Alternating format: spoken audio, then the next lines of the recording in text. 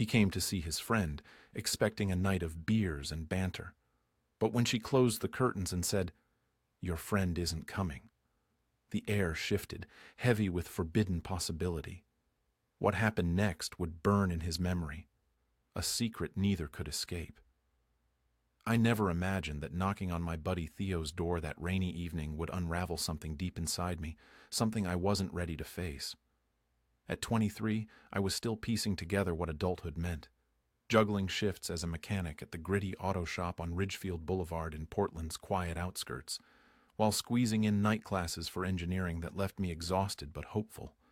The air always carried that damp Pacific Northwest scent, like wet earth and pine, especially on nights like this, when the sky opened up without warning.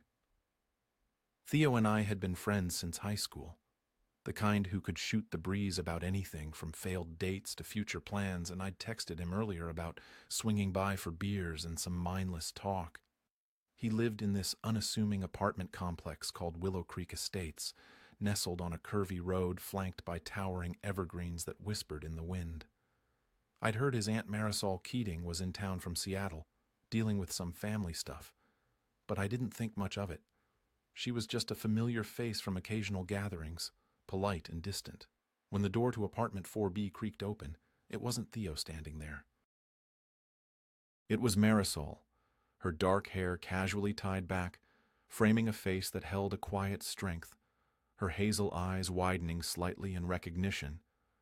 She wore a soft gray sweater that draped over her jeans, hugging her figure in a way that spoke of effortless poise.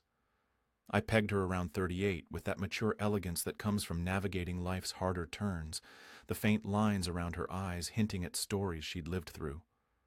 "Harlan, isn't it? Theo's friend," she said, her voice warm yet measured, like someone accustomed to solitude but not unkind to company. She stepped aside, gesturing me in with a subtle nod. "Yeah, that's me. Theo around?" "He mentioned coming over," I replied, hovering in the doorway, feeling the chill from the rain seep through my jacket. The apartment enveloped me immediately, a cozy haven with the faint aroma of lavender mingling with something sweet baking in the oven, perhaps cookies to chase away the gloom. Books lay scattered on the coffee table, dog-eared pages suggesting late-night escapes, and family photos adorned the walls. Theo as a wide-eyed kid, Marisol with her sister in brighter days, all captured in frames that felt both welcoming and intimate. She closed the door with a soft click, sealing out the storm's rumble. "Theo called a bit ago. He's tied up at work with some urgent client issue.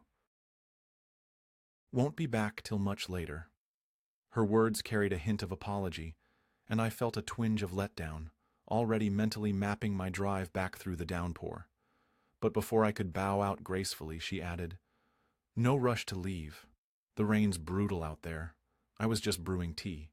Join me if you'd like. It beats sitting in traffic." The invitation caught me off guard, but refusing seemed rude, so I nodded and followed her into the living room. The space was modest, yet lived in, a well-worn leather couch facing a small TV, warm amber light from a side lamp casting long shadows, and a throw blanket draped over the armrest like an afterthought. I perched on the couch's edge, my hands fidgeting with the zipper of my jacket, aware of how out of place I felt in this woman's temporary sanctuary. Marisol vanished into the adjoining kitchen, and soon the kettle's whistle pierced the air, followed by the clink of mugs. She returned, balancing 2 steaming cups, handing one to me with a small smile. "Chamomile. It soothes the edges on nights like this." We started with safe topics. The relentless Oregon rain, how it turned every road into a slick hazard. My job at the shop where I wrestled with temperamental engines under fluorescent lights that buzzed like angry bees. She listened with genuine interest, her head tilted slightly, hazel eyes focused as if my ramblings held some hidden wisdom. Marisol shared snippets of her own world. A freelance editor poring over manuscripts from her home office, the kind of work that offered freedom but often echoed with isolation. "It's rewarding, piecing stories together," she said, stirring her tea slowly. "But some days, the quiet gets too loud." There was a subtle weariness in her tone, a layer beneath the composure, suggesting burdens she carried alone. Divorced a few years back, no children, just these sporadic family visits to anchor her. As the minutes stretched, the conversation eased into something more personal.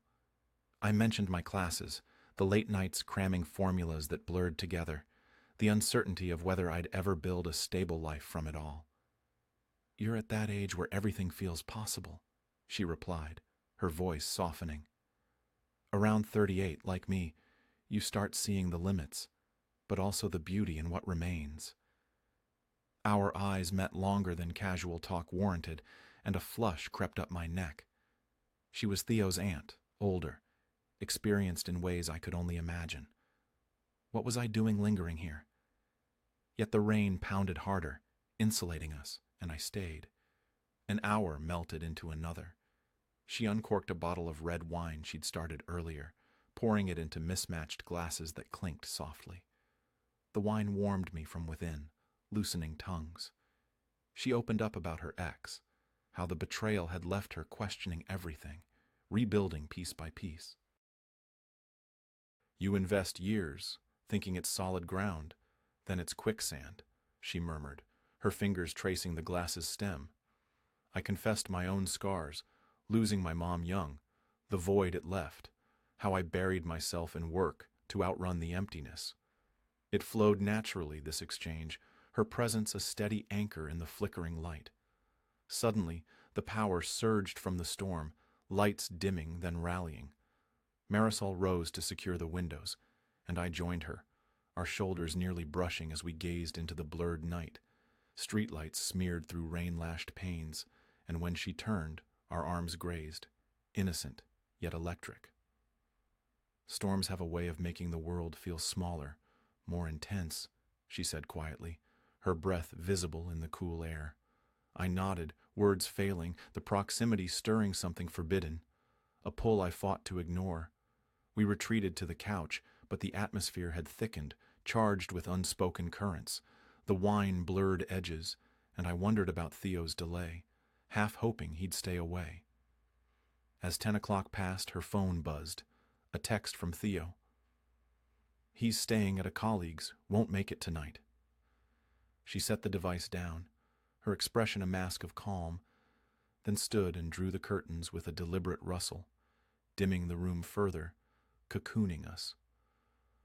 "Your friend isn't coming," she stated, turning to me, her voice even but laced with an undercurrent that quickened my pulse.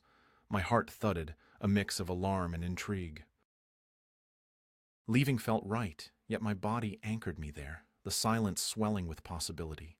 This was only the beginning, but he didn't know yet how quickly things could spiral out of control. Those words, "Your friend isn't coming," echoed in my mind like a distant thunderclap, sealing the room in a hush that felt heavier than the storm outside. Marisol lingered by the window, the freshly drawn curtains muting the world's chaos, her silhouette etched in the soft lamp glow, a picture of composed uncertainty. At 23, I was no stranger to awkward silences, but this one pulsed with an undercurrent I couldn't name, part intrigue, part unease. She was Theo's aunt, a woman whose life had layers I could only glimpse, her 38 years evident in the subtle poise of her movements, the quiet wisdom in her gaze. I shifted on the couch, my mug of cooling tea forgotten in my hands, debating whether to grab my jacket and bolt into the rain or stay rooted in this unexpected limbo. "Guess that's my cue to head out," I said finally, my voice steadier than I felt, standing up with forced casualness.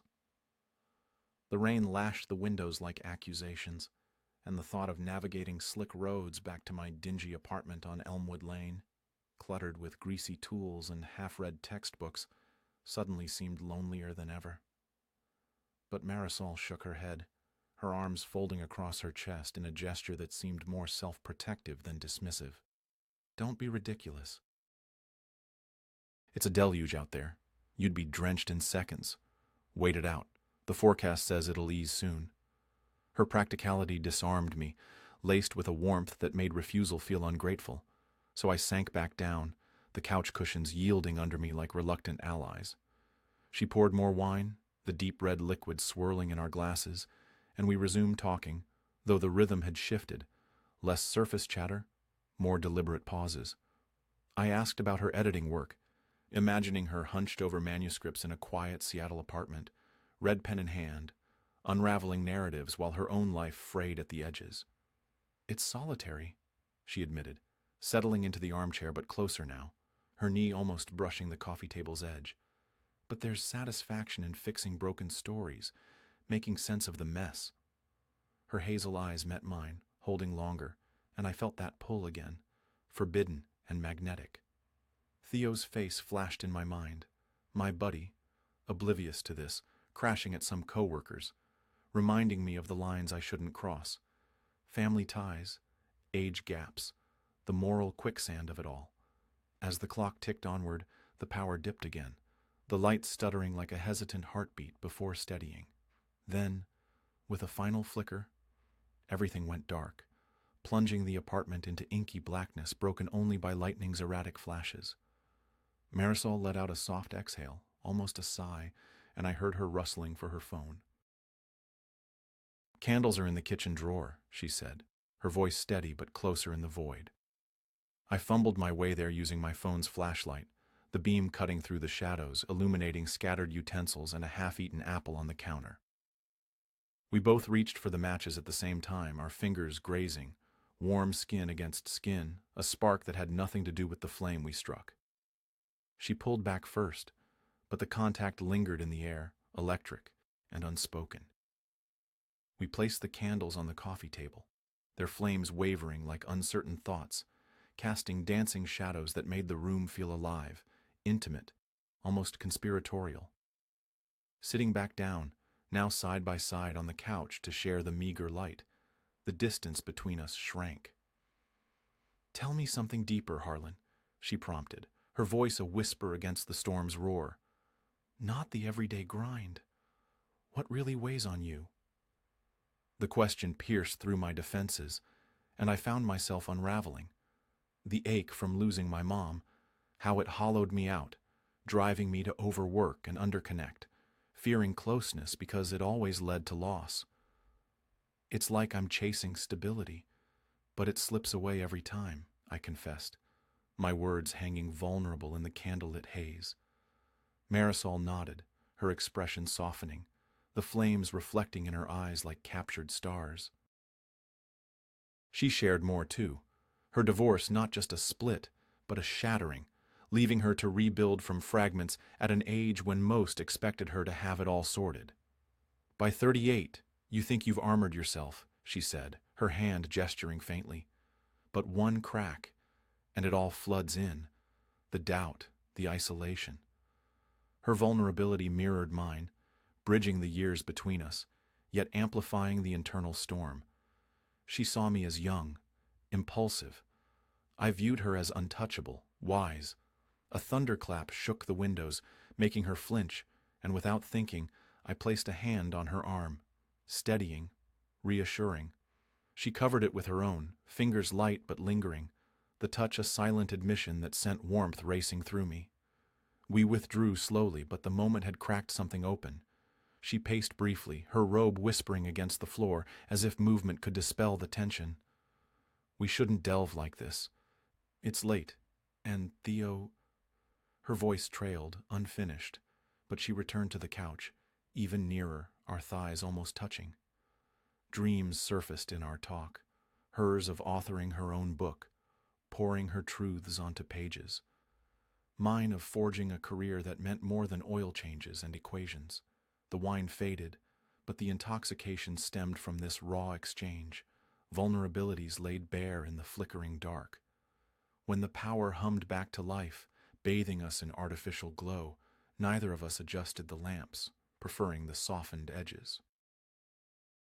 Marisol checked the time, past midnight, and offered, "The couch is yours if you want to crash. Driving now would be foolish." Her words were pragmatic, but her gaze held a deeper query, one that stirred my pulse. I agreed, throat tight, as she fetched linens from the closet, her movements graceful yet hesitant.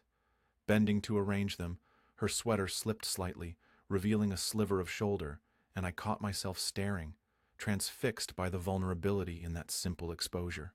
She straightened, meeting my eyes, the air thick with unvoiced possibilities.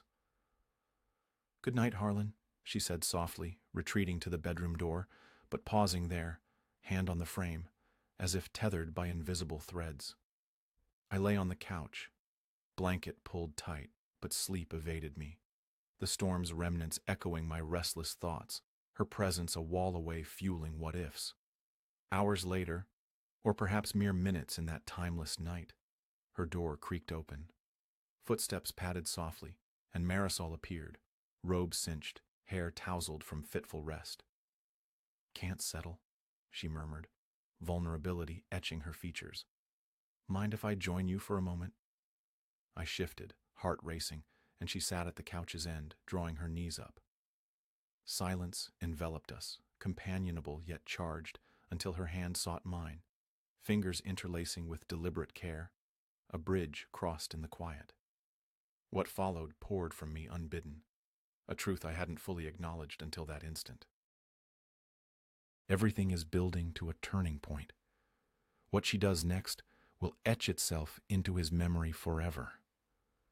The weight of her hand in mine grounded me, yet set my heart racing, each beat echoing the storm's fading rhythm outside.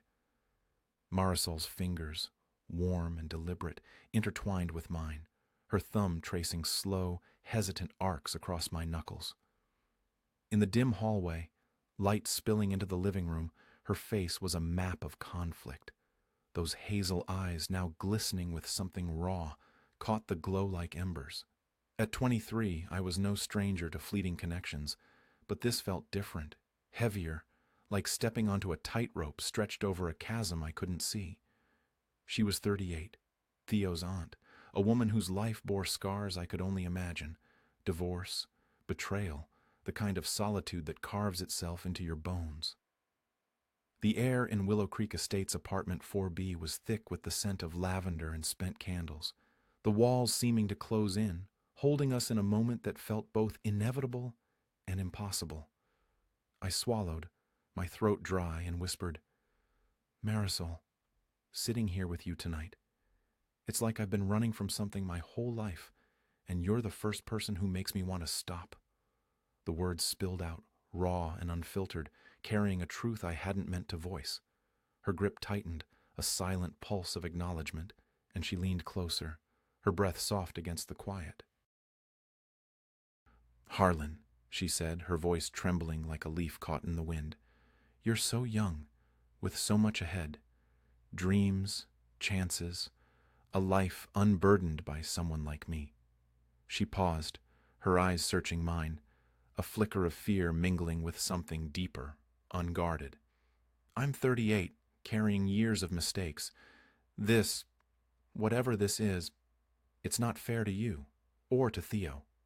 Her words stung, a reminder of the lines drawn between us, age, family, the unspoken rules of a world that judged without understanding. Yet her hand stayed in mine, betraying her protest, and I felt the pull stronger than ever, a tide I couldn't fight. "Fair doesn't matter," I said, my voice low but firm, surprising myself with its steadiness. "What matters is how I feel right now, like I'm finally awake." I shifted closer, our knees brushing, the couch creaking softly under us. The blanket she'd given me lay tangled at my side, forgotten, as the space between us shrank to nothing but shared breath. The room felt alive, the candlelight long extinguished, but the memory of its flicker lingering in the shadows. Outside, the rain had softened to a drizzle, the world beyond the curtains retreating, leaving just us.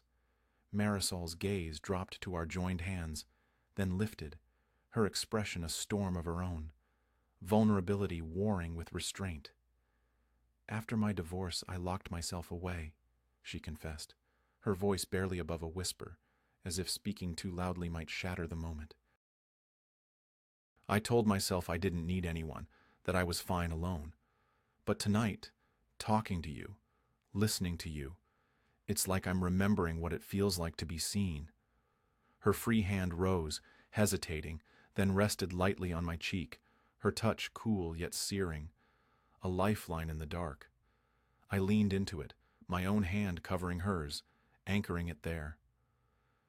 "You're not alone tonight," I said, the words heavy with meaning I didn't fully grasp. Our foreheads touched, a tentative bridge, her breath warm and uneven against my lips. The moment stretched, taut and fragile, until her lips brushed mine, soft, uncertain, a question posed in silence. I answered, pressing closer, the kiss deepening into something urgent yet tender, a release of all the hours spent circling this edge. Her hands found my shoulders, fingers curling into my shirt, and I pulled her closer, my palm against the small of her back, feeling the warmth of her through the thin robe. When we parted, breathless, she rested her head against my chest, her hair tickling my chin. "This is a mistake," she murmured, but her arms wrapped around me, contradicting her words. I held her, memorizing the curve of her spine, the way she fit against me like a missing piece. The clock ticked on, unnoticed, as we sat there, entwined in the quiet, the storm's remnants a distant hum. "I haven't felt like this in years," she admitted, her voice muffled against my shirt. "But Theo, my family, they'd never understand." The mention of Theo twisted something in my gut. My friend, oblivious, sleeping somewhere across town while I crossed lines I couldn't uncross. "Then let's not think about tomorrow," I said, tilting her chin up to meet her eyes. "Just let this be ours, for now." She nodded, a single tear escaping, and I wiped it away with my thumb, the gesture more intimate than the kiss. She stood, her hand extended, and I took it, rising with her. We moved to the bedroom, Theo's room, a fact that gnawed at me but faded under the weight of her presence. The space was simple, a bed with rumpled sheets, a nightstand cluttered with a book and a glass of water, a window framing the wet gray dawn creeping in. She closed the door, the soft click a final seal on our choice. In the faint light, we shed layers, not just clothes but defenses, fears, the weight of who we were supposed to be. Her robe fell away, revealing a body marked by time yet beautiful in its honesty, curves softened by years, a faint scar on her hip that begged questions I didn't ask. I hesitated, suddenly aware of my own youth, my inexperience. But she smiled, guiding my hands with a gentleness that steadied me. "You're enough," she whispered, and those words unraveled any doubt. We moved together, slow and deliberate, laughter breaking through when our elbows bumped, giving way to intensity as our eyes locked, her breath hitching with my name. It was connection, not conquest, a shared vulnerability that felt like coming home. After, we lay tangled in the sheets, her head on my chest, my fingers tracing lazy patterns through her hair. The silence was comfortable now, filled with the afterglow of what we'd shared. "What happens when the sun's up?" I asked, the question slipping out, heavy with the reality waiting outside. She sighed, her breath warm against my skin. "Theo can't know. It'd break too much. Him, me, everything." She propped herself up, her eyes searching mine. "You're incredible, Harlan, but I'm not built for more. Not now. Maybe not ever." The truth in her words cut, but I understood. The gap between us, the complications, the life she'd already lived through. "Then we have this," I said, pulling her close again, kissing her forehead. We talked into the early hours, about her dream to move to a quiet coastal town like Astoria, to write under the sound of waves, about my hopes to finish school, to build something lasting. Each word wove us tighter, even as dawn threatened to unravel it all. When the first light seeped through the curtains, she stirred. "You should go before Theo gets back," she said, her voice soft but resolute, though her fingers lingered on my arm. We dressed in silence, stealing glances that held entire conversations. At the door she paused, cupping my face. "Thank you, Harlan, for making me feel whole again, even just for tonight." I kissed her one last time, slow and deliberate, etching the moment into memory. "You're not broken," I said, stepping into the cool, rain-washed morning, the streets gleaming like polished glass. Weeks later, Theo mentioned Marisol had returned to Seattle, and I nodded, masking the ache that hadn't faded. We never spoke again, her number unlisted, our night a secret sealed in that apartment. Driving past Willow Creek Estate sometimes, I wonder if she carries that memory too, a fleeting, forbidden warmth that changed us both, if only for a moment. This was the moment everything shifted. What they shared will linger, a quiet mark on their souls forever.